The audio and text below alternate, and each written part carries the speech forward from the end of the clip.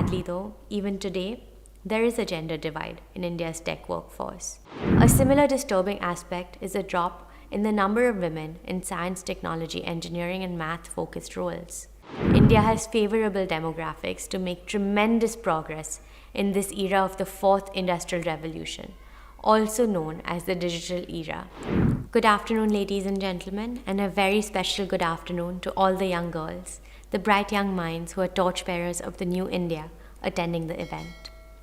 It is a privilege for me to be addressing this event, for which I must thank the Department of Telecom, Government of India, the International Telecommunications Union, the Innovation Center Delhi, and other agencies of the United Nations who are hosting the Girls in ICT Day 2024. We're living in times of exponential changes. The world is changing, the world is innovating, and if we are to survive in this fast-changing world, we too must innovate. Already the way we work has changed, and it will further change.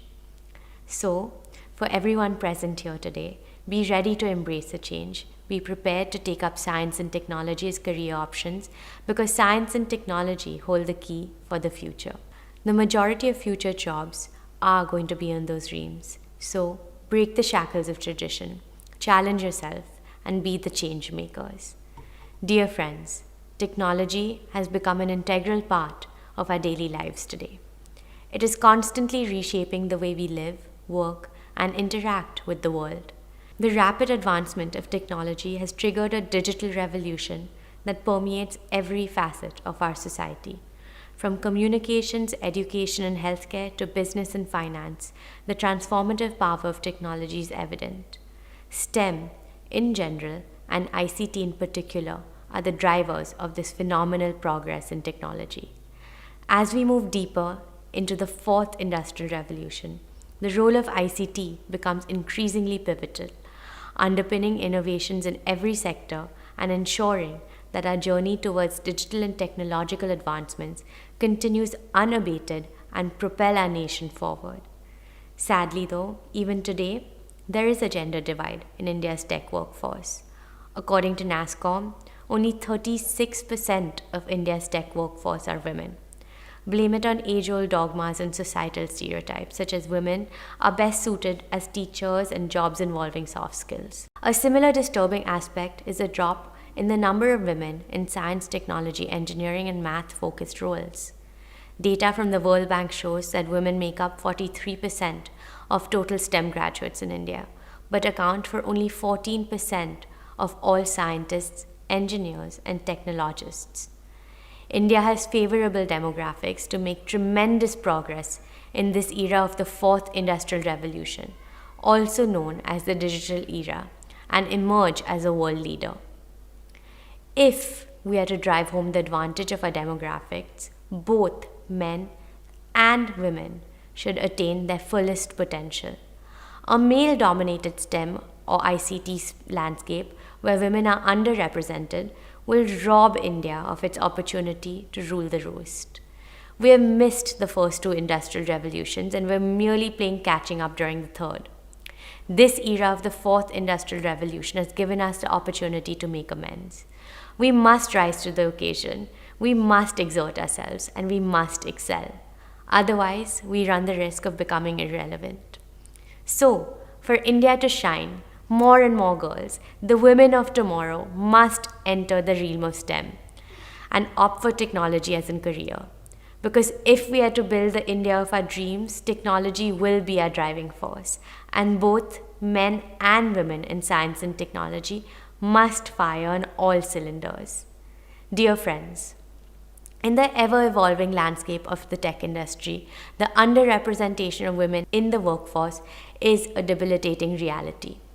The gender gap does not only signify gender bias, but it is also a hurdle in the path of innovation.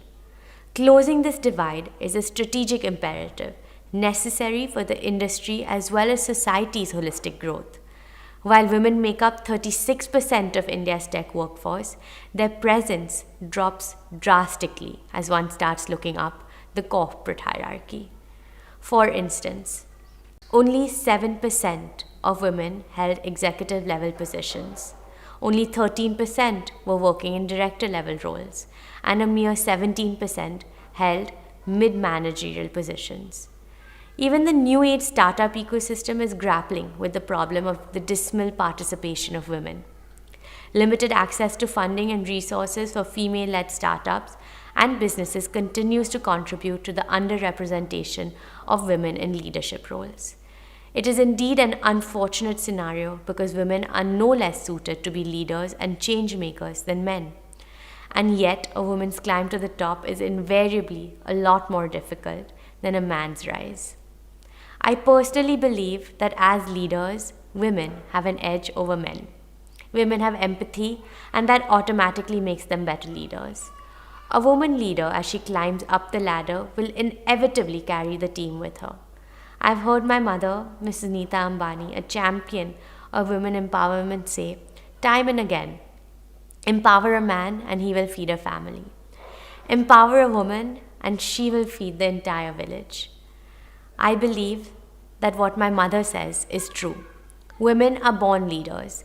Their innate selflessness makes them better leaders. So by denying leadership roles to women, we're denying ourselves the chance to realize our full potential. Of course, there are signs of changes all around the world. But let me tell you that the changes must be systemic. A token representation just to show diversity and inclusivity on paper will not make any difference. Women employees must be nurtured from early on in their careers. They need to be shown that their growth can play out in a company and how it will go a long way to help the company. Friends, to encourage increasing participation of women in STEM and ICT and to bridge the gender divide in our tech workforce across the hierarchy, we need to design and execute a comprehensive strategy. First, curriculum enhancement. Strengthening our STEM curricula to promote equal participation is crucial. We must consult gender equality experts to ensure our learning material are free of biases and resonate with both genders. The government, under the stewardship of our visionary Prime Minister, Shri Narendra Bhai Modi, is making alterations and necessary course corrections, and the results are already showing. In the last decade, there's been a 6% increase in women's representation in the tech workforce. However, we still have a long way to go to make it a 50-50 man-woman ratio in every sphere of technology and across hierarchies. With the government doing its part, industry too must chip in to catalyze the transformation. The tech firms too must play their part, devising ways and means to ensure that the career of no woman engineer gets stagnated. Every woman gets the chance, like their male counterparts, to bloom to their fullest. Dear friends, let us pledge to transform our societal frameworks and educational systems to be more inclusive. By empowering women through STEM and ICT, we can unlock untapped potential and inspire a new generation of women to lead in the era of the fourth industrial revolution. Let this conference mark the beginning of renewed efforts to ensure that every young woman has the opportunity to pursue her dreams in STEM and ICT. Equal contribution from our female population is essential to sustain our growth and compete on a global scale. By empowering women to participate fully in these critical fields, we're not only bridging the gender divide, but also enhancing the creative and innovative capacities that fuel development.